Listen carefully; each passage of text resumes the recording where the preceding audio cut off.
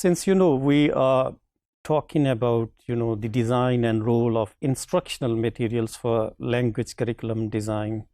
So part of this discussion, we gonna take up, what decisions we need to make, what judgments or informed judgments we need to make while deciding about the materials for syllabus design of a language program.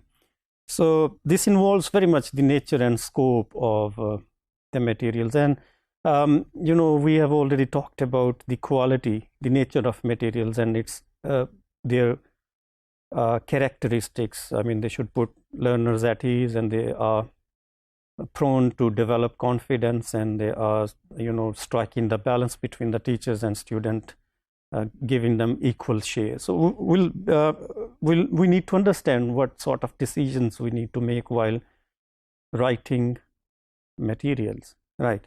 There are two key decisions which we need to make. The first one is, choosing input sources and selecting exercise types.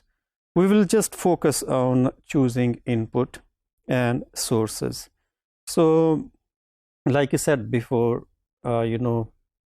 materials design is very much seen as a lesson planning activity, knowing about the needs of the learners, what stage of language learning they are at, what are the objectives of the lesson, what could be the outcomes of a lesson, and how we're gonna divide the lesson into tasks and activities, and how much time is going to be given to the teacher talk and the student participation.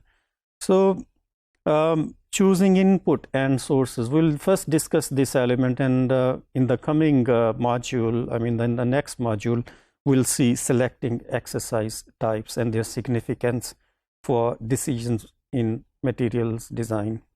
So while making decisions, when we think about choosing input, it's important to understand what it implies. Input is essentially, refers to the intake which the students can have in the classroom.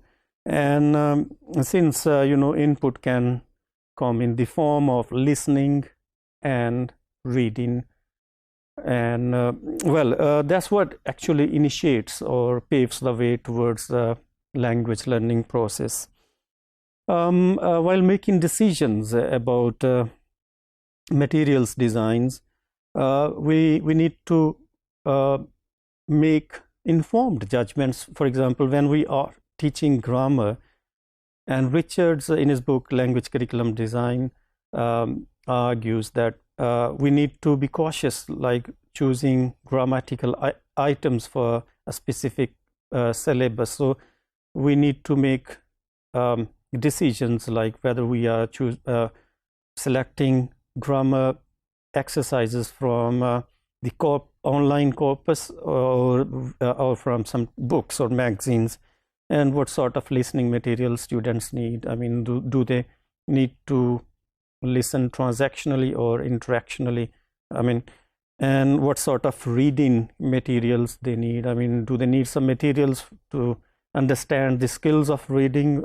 Skimming, scanning, or some other stuff, and writing, whether they need process-oriented or product-oriented writing, and what sort of speaking, as in the case of listening and speaking, is transactional or interactional, right? There are various, while we make decisions about the preparation of materials, we can draw information from a range of sources.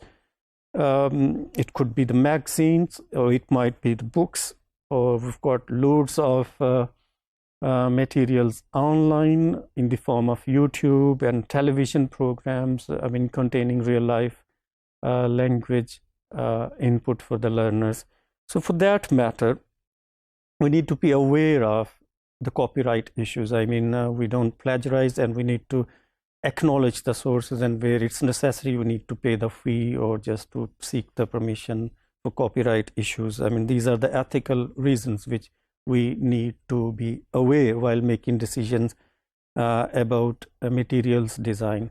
So in summary, while making decisions about materials design for a language program or for a specific syllabus, we need to be very well informed about the quality of the materials and what sort of input we are trying to give to our learners.